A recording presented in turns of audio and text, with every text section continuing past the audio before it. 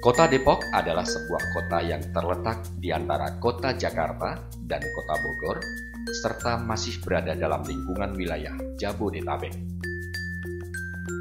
Secara geografis, bentang alam kota Depok dari selatan ke utara merupakan daerah dataran rendah dengan ketinggian antara 50 hingga 140 meter di atas permukaan laut.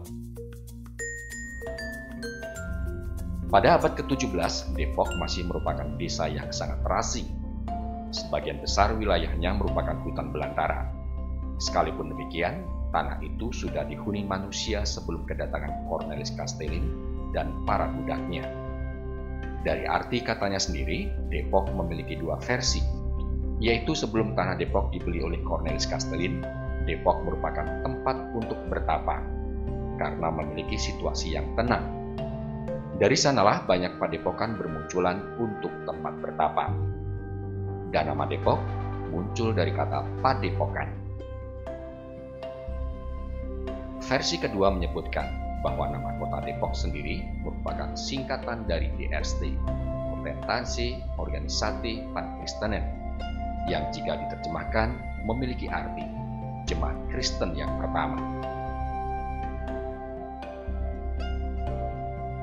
Kita memasuki pada masa kolonial. Nah, ini justru yang menjadi catatan penting di Depok, karena Depok lebih dikenal itu adalah pada masa kolonial. Mungkin kalau kita sedang berpergian di luar dari kota Depok kita sendiri, misalnya kita ke luar kota, itu orang kalau ketika kita ditanya berasal dari mana, maka kita akan menyebutkan kota Depok, orang langsung menyebutkan, oh, Belanda Depok. Nah, ini sebetulnya bahwa mengenal bahwa Depok itu lebih dikenal adalah pada masa kolonial, menunjukkan itu. Padahal perkataan Belanda Depok itu sendiri bagi masyarakat Depok itu merupakan ejek-ejekan atau suatu hal yang tidak menyenangkan, dan mereka tidak mau disebut dengan Belanda Depok. Castellin datang ke wilayah Depok ini bukan sebagai penjajah, tapi dia sebagai tuan tanah yang membuka lahan di Depok untuk membuat perkebunan dan lahan pertanian di Depok. Dia membawa para budak pekerja, dia membeli di Batavia para budak yang kemudian dipekerjakan di Depok. Nah, ini wilayah Depok tidak seperti sekarang. Pada saat itu adalah perwakilan Depok itu hanya kawasan Depok Lama yang sekarang dikenal dengan Depok Lama. Jadi kalau ketika sekarang kita tuh kawasan ITC itu sebagai batas akhir, itu dulu masih sawah. Jadi kalau setelah melewati ke wilayah itu untuk ke arah Pondok Cina ini, itu belum bernama Depok. Ketika Castellin itu wafat, ternyata dia setelah membuat surat wasiat atau testamen, di mana ketika dia nanti dia wafat, dia surat wasiat itu dibacakan pada tanggal 28 Juni 1714. Di situ di dalamnya adalah dia membebaskan para budak. Nah, para budak ini dibebaskan dan diberi lahan. Jadi seluruh harta beliau itu berupa perkebunan, rumah, semua itu diserahkan kepada para budaknya. Nah, para budak inilah yang kemudian meneruskan lahan pertanian yang ada. Nah, di sini nggak ada orang Belanda. Nah, jangan kita pikir bahwa ini merupakan kota kolonial dulunya. Kota kolonial itu adalah Batavia, Bandung, Surabaya, Semarang, Cirebon, kota-kota besar yang sekarang jadi kota-kota besar. Itu merupakan kota-kota kolonial di masa lalu. Sementara Depok ini sebenarnya bukan kota kolonial, tapi kota persinggahan.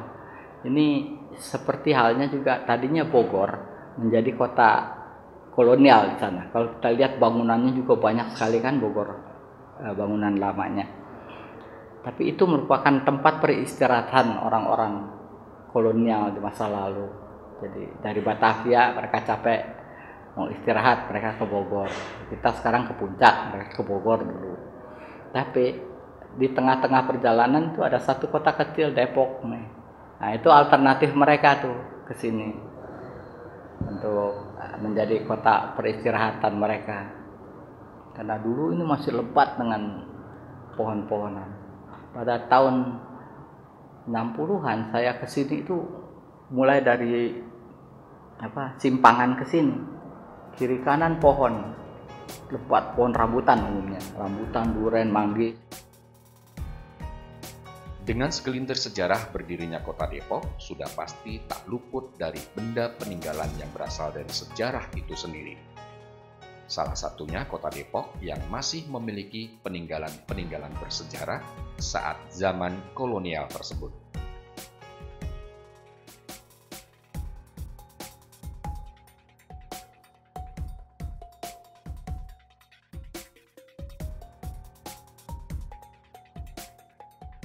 Kalau peninggalan secara khusus fisiknya itu adalah gereja sendiri. Itu didirikan tahun 1700-an. Termasuk gedung ini. Gedung ini juga mengiringi pembangunan gereja. Kenapa begitu? Karena gedung ini ditempati oleh pendeta. Pendetanya tinggal di sini, bertugas di sana. Seperti itu. Nah, kemudian peninggalan tanah-tanah yang ada sampai saat ini dari Castellane adalah tanah yang secara yang pribadi ada, eigendom pribadi yang seperti rumah saya, rumah beberapa orang Depok itu masih milik pribadi, tetapi kan pribadi itu. Tapi ada juga tanah-tanah yang bersifat milik bersama, komunal beset namanya, secara komunal dimiliki oleh orang Depok. Yaitu diantaranya dulu ada gereja juga termasuk, tapi kemudian gereja diberikan kepada GPIB. Tapi antara lain adalah yang sekarang tanah ini, pastori ini, yang sekolahnya, kemudian tanah kuburan, maka di depannya ada tanah sepak bola, rumah sakit Harapan yang ada Tugu di sana, kemudian sekolah SD Center 2. Ke sini lagi. Itu merupakan warisan dari Castellane. Aset sejarah yang ada di Depok ya. Kalau kita bicara tentang aset ini sangat disayangkan. Sebetulnya cukup banyak aset yang tertinggal di Depok, namun pelestariannya sampai saat ini saya merasakan bahwa pemerintah masih kurang peduli terhadap aset sejarah itu sendiri. Mungkin kita nggak tahu apakah ini ketidaktahuan pihak pemerintah atau ketidakpedulian pemerintah terhadap aset itu. Kami dari Depok ya, Depok Heritage sebuah community ya, waktu itu sudah bekerja sama dengan pemerintah, hanya baru menginventarisir adalah 2 kecamatan. Itu ditemukan 53 titik. Nah, namun sampai saat ini dari 53 titik aset yang sudah kita inventarisir itu belum ditindaklanjutin untuk diperdakan sebagai cagar budaya. Nah, ini sangat disayangkan bahwa di Depok seluruh aset peninggalan baik dari masa kolonial, masa Islam, masa prasejarah ini belum dipayungi dengan cagar budaya, dengan perda. Kini kota Depok sudah dipadati oleh penduduk yang mayoritas berasal dari luar kota Depok. Sejak dibangunnya Perumahan Nasional atau Perumnas di wilayah Depok 1. Dengan beribu aktivitas masyarakat yang dilakukan setiap harinya, sehingga tidak jarang mayoritas masyarakat Depok pun tidak mengetahui peninggalan-peninggalan bersejarah di kota tempat tinggal mereka. Juga cukup menyedihkan ya, sebuah aset yang juga sangat berharga pada tahun yang lalu ya, ini sangat disedihkan, menyedihkan sekali karena sampai sekarang ternyata pembangunan itu belum jadi gitu loh. Contohnya seperti tempat pembakaran kapur di kawasan Cimanggis ya. Ini menjadi nama sebuah jalan, dikenal nama jalan Pekapuran. Ternyata itu kenapa namanya Pekapuran, di sana terdapat tempat pembakaran kapur. Nah, jadi ketika 27 November 2013 yang lalu tempat itu dihancurkan untuk dijadikan sebuah gudang. Kalau kita bicara mengenai harapan Depok ke depan, khususnya kalau itu ditanyakan secara pribadi kepada saya misalnya seperti itu, saya merasa bahwa Depok ini perlu menjadi kota yang sejahtera. Karena apa? Karena itu sudah dimulai sejak Castellane mendidik orang-orang, budak-budaknya. Secara umum tentunya kita juga berharap bahwa Depok menjadi kota yang maju, yang masyarakat yang beradab ya. ada kebersamaan yang kuat lah, yang teguh.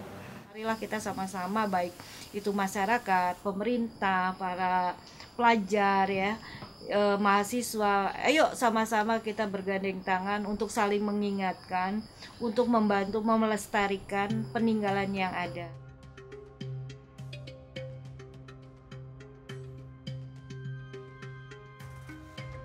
Sebagai kawasan penyangga ibu kota, Depok mengalami pembangunan yang sangat cepat. Akibatnya tata kota dan bangunan di kota ini seringkali berubah drastis dalam kurun waktu yang tidak lama.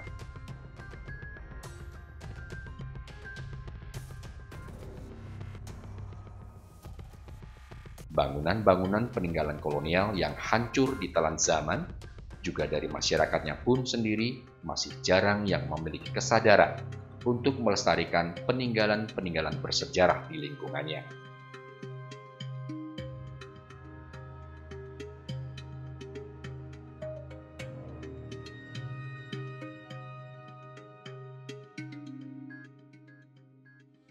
Tak hanya itu, banyak pula benda-benda maupun tugu yang memiliki berbagai alasan untuk dihilangkan atau dihancurkan.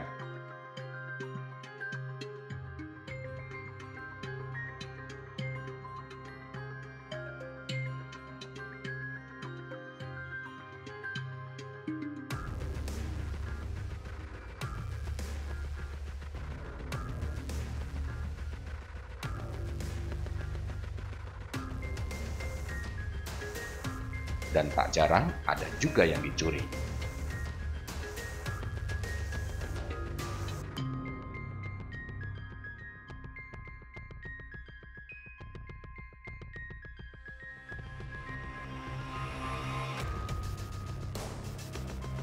Di samping itu semua, masih ada sisa-sisa peninggalan masa kolonial yang masih tetap dijaga kekokohan bangunannya hingga saat ini.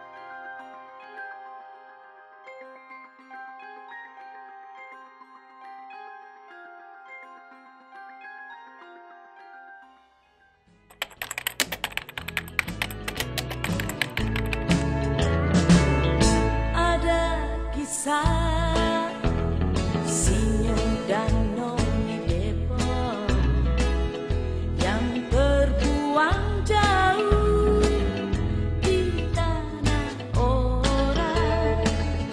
Kami ini anak Indonesia, jangan kira kami ini siapa. Biar Holland spreken maar